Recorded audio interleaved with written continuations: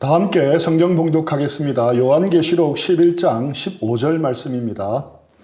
일곱째 천사가 나팔을 불매 하늘에 큰 음성들이 나서 이르되 세상 나라가 우리 주와 그의 그리스도의 나라가 되어 그가 세세토록 왕노릇하시리로다 하니. 아멘. 오늘은 요한계시록 강의 두 번째 시간으로 요한계시록의 전체 구조를 파악해보고 해석하는 관점에 대해서 나누도록 하겠습니다. 숲은 보는데 나무를 보지 못한다는 말은 전체는 파악하지만 부분을 놓치는 경우에 사용합니다. 반대로 나무는 보는데 숲은 보지 못한다는 말은 부분은 보는데 전체를 놓치는 경우입니다. 그렇다면 숲도 보고 나무도 보려면 어떻게 해야 합니까? 특별히 요한계시록을 공부할 때 숲도 보고 나무도 보려면 어떻게 하면 좋겠습니까? 좋은 방법은 먼저 전체적인 구조를 파악하는 것입니다. 이것은 요한계시록에만 해당되는 사항이 아닙니다. 어떤 책이나 어떤 영화 같은 작품 안에는 반드시 핵심 메시지가 있습니다. 저자가 말하고 싶어 하는 주제가 있는 것입니다. 그렇다면 그 핵심 메시지를 담는 그릇은 무엇이겠습니까? 바로 구조입니다. 그래서 구조 파악이 안 되면 핵심 메시지를 파악하기가 어렵습니다. 우리가 횡설수설하지 않고 주제를 잘 전달하기 위해서는 일정한 구조에 담아서 내용을 전개해 나가야 합니다. 반대로 우리가 상대방의 말을 잘 이해하려면 그 사람이 말하고자 하는 주제와 그 주제를 담고 있는 구조를 잘 파악하면 됩니다. 그래서 구조 파악과 주제 파악은 서로 밀접하게 연관되어 있습니다. 구조 파악은 전체를 이해하는 데 아주 중요합니다. 요한계시록을 읽어 나갈 때도 마찬가지입니다. 전체적인 구조 파악 없이 요한계시록을 공부하려면 길을 잃어버리기가 쉽습니다. 요한계시록이라는 밀림 속에 들어가 길을 잃고 헤매게 되는 것입니다. 그래서 요한계시록을 바르게 이해하려면 가장 먼저 해야 하는 일은 요한계시록의 구조를 파악하는 일입니다. 이것만 제대로 한다고 해도 거의 50%는 먹고 들어가는 셈입니다. 그런데 요한계시록은 그 구조를 파악하기가 아주 어렵습니다. 어렵다 보니 요한계시록 구조에 대한 학자들의 통일된 견해도 없습니다.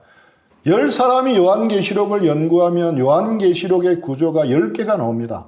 100사람들의 학자들이 요한계시록을 연구하면 100개의 구조가 나옵니다.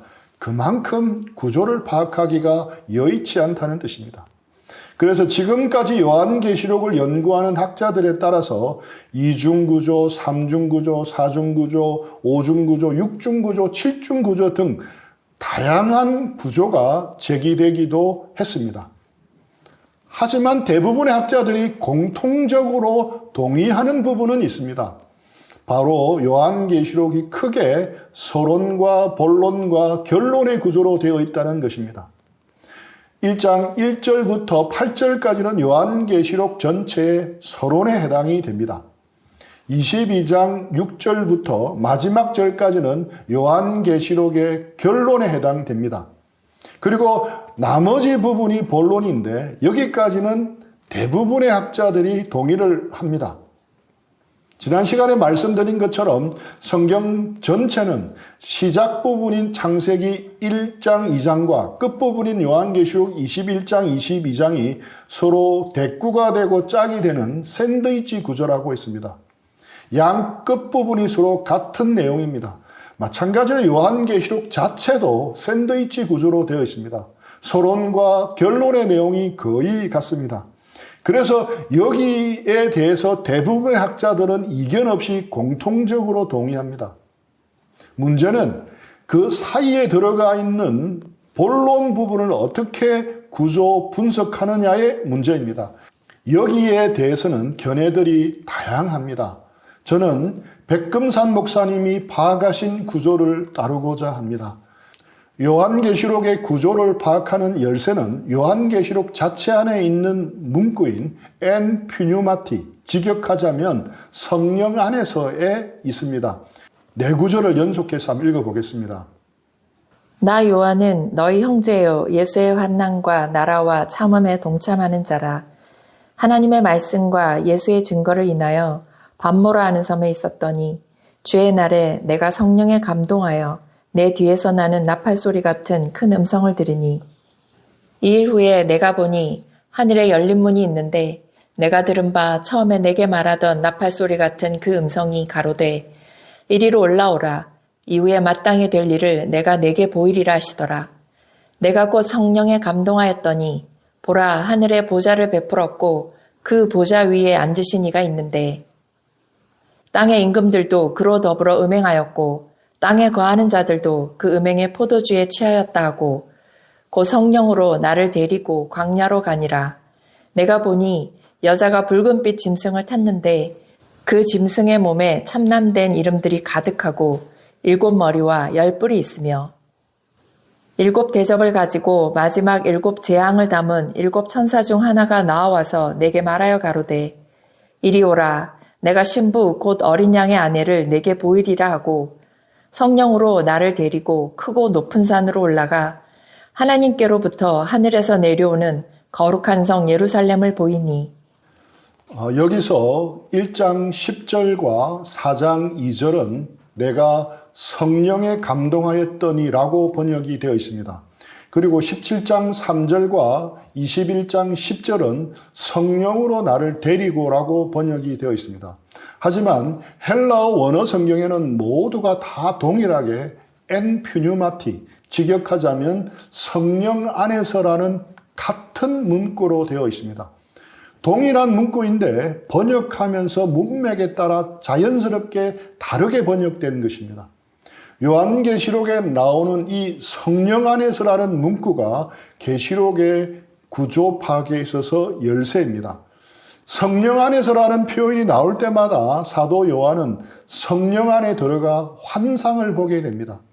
그래서 성령 안에서 총 4개의 큰 환상을 보게 됩니다. 이러한 환상을 중심으로 요한계시록의 구조를 간단하게 도식화하면 다음과 같습니다. 1장 9절부터 3장까지는 성령 안에서 본 첫 번째 환상으로 제1환상입니다. 그리고 4장부터 16장까지는 두 번째 성령 안에서 본 제2환상입니다. 17장부터 20장까지는 세 번째 성령 안에서 본 제3환상이고 마지막 21장 이후부터 22장 5절까지는 성령 안에서 본 제4환상입니다. 그렇기 때문에 요한계시록은 거대한 4개의 환상으로 되어 있습니다. 이 4개의 환상을 분석해 보면 우리는 요한계시록의 주제가 무엇인지를 분명하게 알 수 있습니다. 첫 번째 본 제1환상은 7 촛대에 대한 환상입니다. 밤모섬에서 인자 같은 분이 7 촛대 사이에서 다니는 환상을 봅니다. 7 촛대가 무엇을 의미하겠습니까? 바로 당시 소아시아 지방에 있었던 7 교회를 의미합니다. 그래서 제1환상의 주제는 바로 교회입니다. 4장부터 16장까지는 성령 안에서 본 두 번째 환상, 제2환상이 나오는데 3가지 7 심판 시리즈가 나옵니다. 지난 시간에 소개해드린 인나대의 심판입니다. 7 인, 7 나팔, 7 대접 심판에 대한 환상입니다. 이것은 모두 믿지 않는 세상을 향해서 내려지는 심판입니다. 그래서 제2환상의 주제는 세상에 대한 심판, 즉 세상입니다. 다음 17장부터 20장까지는 성령 안에서 본 세 번째 환상입니다.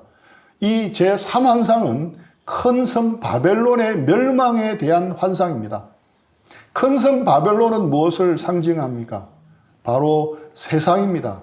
그래서 제3환상의 주제 역시 세상에 대한 심판, 즉 세상입니다. 다음 21장부터 22장 5절까지는 성령 안에서 본 네 번째 환상입니다. 이 제4환상은 거룩한 성 새 예루살렘에 대한 환상입니다. 새 예루살렘은 무엇을 상징하겠습니까? 새 예루살렘은 교회를 상징합니다. 종말에 완성될 교회입니다. 그래서 제4환상의 주제는 교회입니다. 이렇게 보면 공통되는 환상끼리 묶을 수가 있습니다. 제1환상과 제4환상이 공통점이 있습니다. 바로 교회입니다. 제1환상에 나오는 7촛대 교회는 예수님의 초림부터 재림 때까지 역사적으로 존재하게 되는 모든 교회를 대표합니다. 그리고 제4환상에 나오는 거룩한 성 새 예루살렘 교회는 예수님 재림하실 때 완성되는 교회의 모습을 보여주고 있습니다. 그리고 제2환상과 제3환상 역시 공통점이 있습니다. 바로 세상입니다. 세상에 대한 심판의 환상입니다. 하지만 이 두 환상에는 차이점도 있습니다. 제2환상의 주된 내용은 7개의 7인 심판, 7나팔 심판, 7대접 심판으로 구성되어 있습니다. 이 세 개 심판 시리즈의 공통점은 모두가 다 하나님의 보좌로부터 이 세상에 임하는 심판이라는 것입니다. 이러한 심판은 하나님이 애굽 사람들 위에 내린 10가지 재앙과 비교될 수 있습니다. 이 세 개의 심판 시리즈는 그 대상이 누구입니까? 믿는 그리스도인이 아니라 하나님께 반역한 세상을 대상으로 하고 있습니다. 7인 심판으로 지구의 4분의 1이 심판받고 7나팔 심판으로 지구의 3분의 1이 심판을 받고 7대접 심판에서는 지구 전체가 심판을 받게 됩니다. 범위와 강도가 점점 강해지고 있음을 알 수 있습니다. 따라서 이 세 개의 7 심판 시리즈는 예수님의 재림 전까지 역사의 과정 중에서 점진적으로 이 세상에 임하는 심판의 과정을 보여주는 것입니다. 그리고 제3환상인 큰 성 바벨론의 심판은 예수님의 재림 때 세상에 임할 최후의 심판을 말합니다. 그래서 큰 성 바벨론 심판 장면에서 가장 많이 반복되어 나타나는 것이 한 시간에 망하였도다라는 것입니다. 계시록 18장 10절입니다. 그의 고통을 무서워하여 멀리 서서 이르되 화있도다 화있도다 큰 성 견고한 성 바벨론이여 한 시간에 내 심판이 이르렀다리로다. 에르되 화있도다 화있도다 큰 성이여 세마포옷과 자주옷과 붉은 옷을 입고 금과 보석과 진주로 꾸민 것인데 그러한 부가 한 시간에 망하였도다. 모든 선장과 각처를 다니는 성객들과 선원들과 바다에서 일하는 자들이 멀리 서서 그러므로 제2환상인 7인 7나팔 7대접 심판은 예수님이 재림하실 때까지 세상이 받게 될 심판의 모습을 점진적으로 보여주고 반면에 제3환상은 큰 성 바벨론이 예수님 재림 때 한꺼번에 받게 될 최후의 심판을 보여주고 있습니다. 구조를 다시 정리해 보겠습니다. 그러니까 4개의 환상이 짝을 이루고 있는 것입니다. 제1환상과 제4환상은 교회에 대한 환상입니다. 그리고 제2환상과 제3환상은 세상에 대한 환상입니다. 그리고 제1환상과 제2환상은 예수님 초림 때부터 재림 때까지 있는 교회와 세상의 모습입니다.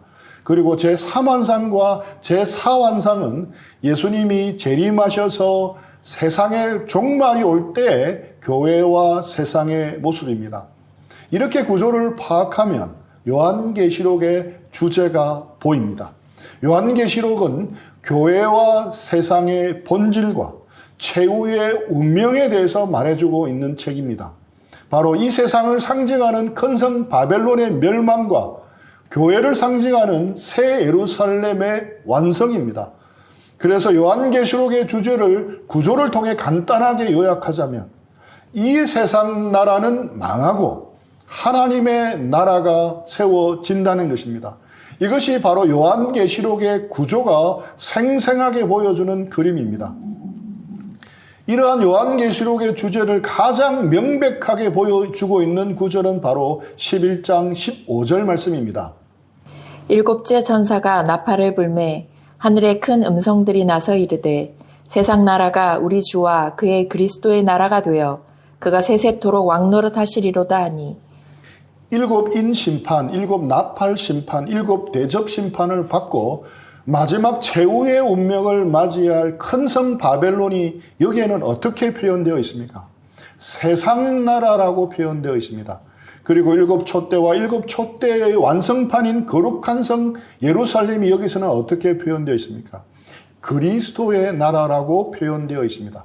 즉 세상 나라는 망하고 하나님의 나라는 완성되어 영원히 간다는 것입니다.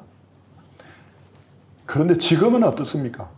세상 나라가 모든 것을 지배하고 좌지우지하는 것처럼 보입니다. 세상 나라가 결코 멸망하지 않고 영원히 계속될 것처럼 보입니다. 그러나 그렇지 않다는 것입니다. 큰 성 바벨론 세상 나라는 완전히 망하게 됩니다. 그리고 거룩한 성 예루살렘은 완성되어 영원토록 이어진다는 것입니다. 그런데 거기서 주인은 누구입니까? 하나님입니다. 하나님께서 그리스도와 더불어 영원토록 통치하십니다. 하나님의 절대 주권이 우리 주님 그리스도와 그리스도의 나라를 통해서 행사됩니다. 하나님의 절대 주권은 세상 나라를 심판하시고 교회를 통해 하나님의 나라를 완성하시는 방식으로 이루어지는 것입니다. 다시 정리하자면 요한계시록의 주제는 하나님의 주권이 그리스도를 통해서 세상을 심판하시고 교회를 구원하신다는 것입니다. 이렇게 큰 틀에서 요한계시록을 전체적으로 이해할 수 있습니다. 전체 숲을 바라본 것입니다. 이러한 전체적인 구조에 대해서 먼저 짚고 나서 세부적으로 공부를 해 나가면 훨씬 더 쉽게 요한계시록을 이해할 수 있습니다. 제가 지난번 요한계시록 공부를 오지 여행에 비유했는데 우리가 요한계시록을 제대로 여행하고 나면 이 여행이 우리의 삶을 송두리째 바꿀 수가 있습니다. 어떤 부호가 아무 걱정 없이 풍요롭게 사는 아들을 보고 장래가 걱정이 되었습니다. 그래서 고민 끝에 제3세계 가난한 나라에 여행을 보내기로 했습니다. 아들은 영문도 모르고 캄보디아로 여행을 떠났습니다. 아들은 하루에 한 끼도 못 먹는 아이들을 가까이서 실제로 직접 보고는 큰 충격을 받았습니다. 굶어서 초췌해진 아이들을 보면서 세상 다른 곳에서는 힘들게 사는 사람이 있음을 비로소 알게 되었고 그동안 너무 안일하게 살았던 자기를 돌아보게 되었습니다. 그 여행이 그의 삶을 완전히 바꾸어 놓았습니다. 자신만의 세계에 갇혀있던 그 부호의 아들은 눈을 들어 일생 동안 가난한 자들과 함께하는 삶을 살았다고 합니다. 이처럼 여행은 때론 인생을 완전히 뒤바꾸기도 합니다. 만일 시간과 돈이 충분히 주어진다면 여러분은 세계 어느 곳을 여행하고 싶습니까? 미국 할리우드나 뉴욕에 가고 싶은 사람도 있을 것입니다. 그리고 아름다운 자연환경이 잘 보존되어 있고 반지의 제왕의 촬영지로 유명한 뉴질랜드로 여행하고 싶은 사람도 있을 것입니다. 어떤 분들은 스위스나 스페인 그리고 동유럽을 둘러보고 싶은 사람도 있을 겁니다. 다른 나라를 여행하고 다시 우리나라에 돌아오면 분명 우리나라가 다르게 보일 겁니다. 잘 보존된 뉴질랜드의 자연을 보고 와서 어떤 사람들은 환경 문제에 대해 더 관심을 가지게 될 수도 있을 것입니다. 이처럼 여행은 크고 작게 우리의 삶에 영향을 미칩니다. 그러나 가능하기만 하다면 여행 중에서도 가장 영광스러운 여행은 천국 여행일 것입니다. 사도 요한은 밤모섬에서 성령님을 통해서 천국을 보고 왔습니다. 그리고 그 환상을 기록한 책이 바로 요한계시록입니다. 우리가 요한계시록을 읽게 될 때 우리도 사도 요한을 따라서 땅의 세계를 떠나 하늘의 세계로 여행을 떠나게 됩니다. 천국 여행을 하는 것과 같습니다. 이 여행을 갔다가 돌아온다면 우리의 신앙생활은 이전과는 전혀 다른 차원이 될 것입니다. 성경을 보는 눈이 달라질 겁니다. 기도하는 태도가 달라질 것입니다. 전도를 시키지 않아도 하게 될 것입니다. 또한 요한계시록은 공간적인 여행만이 아니라 시간을 초월해서 미래로 여행을 하게 해줍니다. 세상 종말을 미리 보여줍니다. 이 세상이 맞이할 최후의 종말을 보여줍니다. 그리고 교회가 맞이할 최후의 승리를 보여줍니다. 장차 미래에 맞이하게 될 영광스러운 교회의 모습을 보여줍니다. 세상은 장망성입니다. 장차 멸망할 성입니다. 하나님을 대적하는 거대한 세상은 반드시 멸망합니다. 하나님을 대적하는 자들은 불못에서 영원한 심판을 받게 됩니다. 반면에 구원받은 하나님의 백성인 교회는 새 하늘과 새 땅에서 하나님의 통치 안에서 영광스럽게 거하게 됩니다. 그렇다면 왜 하나님은 요한계시록을 통해 우리에게 역사의 종말을 미리 보여주시는 것이겠습니까? 우리는 우리의 입장을 먼저 생각하기에 앞서 먼저 요한계시록의 원래 수신인이었던 소아시아 교회들을 생각해야 합니다. 당시 소아시아 교회들이 처한 상황은 너무나도 힘들었습니다.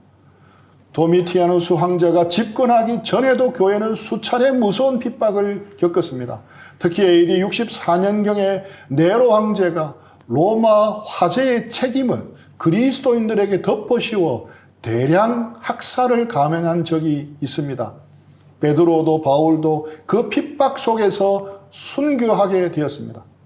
그러나 그때도 핍박은 주로 로마라는 한 지역에 국한되었던 것이었지 제국 전체에 걸친 핍박은 아니었습니다. 그러나 요한계시록이 기록될 당시의 황제인 도미티아누스 때 자행되었던 핍박은 달랐습니다. 집권한 지 9년째가 되던 AD 90년 도미티아누스는 로마 시민들에게 선포합니다. 저는 여러분을 속였습니다. 실은 저는 사람이 아니라 신입니다. 그때부터 그는 자신에게 시저, 황제라는 칭호 대신 우리 주님, 우리 하나님이라고 부르게 했습니다. 다신교 문화였던 로마인들에게 로마 황제라는 신을 하나 더 추구하는 것은 크게 어렵지 않았습니다. 게다가 도미티아누스는 나라가 부흥하기 위해서는 신들의 권위가 살아나야 한다고 강조했기에 황제 신격화를 반대하면 곧 로마에 반역하는 것이 되어버렸습니다. 그러나 기독교 교회는 여기에 정면으로 반대하고 나섰습니다. 무엇보다도 교회들이 많이 몰려있던 소아시아 지역이 문제였습니다. 당시 로마 제국의 정치의 중심지였다면 소아시아 지역은 로마 제국의 경제 문화의 중심지였습니다. 따라서 황제 숭배를 위한 신전이 가장 빠르고 대규모로 세워졌습니다. 다신교였기 때문에 황제라는 신 하나쯤 더 섬기는 것에 반대할 이유가 없었던 것입니다.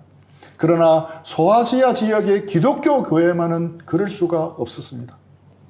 죽기를 각오하고 황제를 신격화하는 것에 저항했습니다. 로마 제국은 이를 반역죄로 무섭게 다스렸습니다. 두아디라 같은 곳에서는 황제 신격화에 반대하는 기독교인들에게는 장사하는 것을 금지시켰습니다. 일반 시민들에게 1% 매기는 이자를 황제 숭배를 거부하는 기독교인들에는 50%나 매겼습니다. 게다가 감옥에 가두고 구타하고 며칠씩 굶기기도 했습니다. 아이들은 학교에서 왕따를 당하고 놀림을 당했습니다. 그래도 끝까지 굽히지를 않으면 체포되어 재산을 몰수당하고 추방되었습니다. 당시 사람이 살 수 있는 땅은 다 로마가 다스렸는데 추방되면 바다, 사막, 추운 광야로 나가서 살아야 했습니다. 그래서 기독교인들은 박해를 피해 지하에 동굴을 파서 숨어들기도 했습니다. 로마 인근에 있는 카타콤이라는 지하 동굴 도시가 있었고 튀르키예 카파도기아에는 데린구유라는 거대한 지하 동굴 도시가 있었습니다.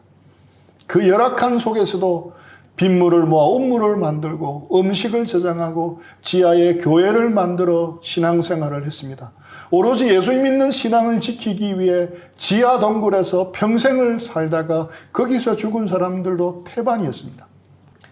햇볕 한 줌 들지 않는 동굴에서 눈부시게 광명한 천국을 소망하며 살다 죽은 것입니다. 만약 우리가 그때 살았던 크리스찬들이었다면 우리는 얼마나 버틸 수가 있었겠습니까?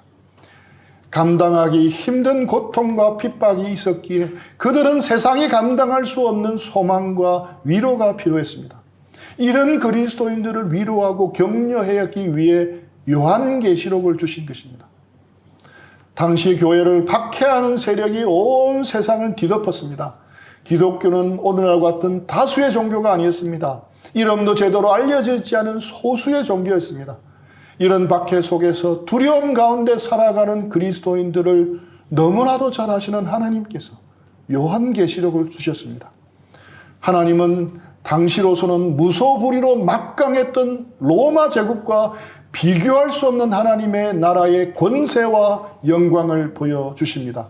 그리고 로마 제국 같은 세상 나라 바벨론은 멸망하고 하나님의 나라는 굳게 세워질 것을 보여주십니다. 역사의 주인이 하나님이심을 분명히 보여줍니다. 세상의 강대국이나 악한 세력들이 모든 것을 주관하고 다스리고 있는 것처럼 보입니다. 하지만 그 모든 것은 하나님의 통제 아래 있습니다. 하나님이 모든 것을 주관하십니다. 모든 것을 하나님의 선하신 뜻에 따라 이끄십니다. 요한계시록은 이것을 분명히 보여줍니다. 그 하나님의 나라에서 하나님은 모든 눈물을 닦아주시고 사망이나 애통하는 것이나 곡하는 것이나 아픈 것이 다시 있지 않게 될 것을 보여주십니다. 그래서 성도들에게 지금의 고난과 환난 속에서도 끝까지 하나님의 선하심을 신뢰하고 하나님의 계획을 신뢰하라고 격려합니다. 또한 세상의 어떤 유혹에도 넘어가지 않을 지혜를 줍니다. 세상을 사랑하지 않을 수 있는 것은 결심만으로 되지 않습니다. 촛불을 본 사람은 촛불이 전부인 줄 알지만 눈부신 태양빛을 경험한 사람은 촛불에 만족할 수가 없습니다. 보이는 세상과 비교할 수 없는 영광스러운 천국을 바라볼 때 우리는 비로소 세상을 사랑하지 않을 수 있습니다.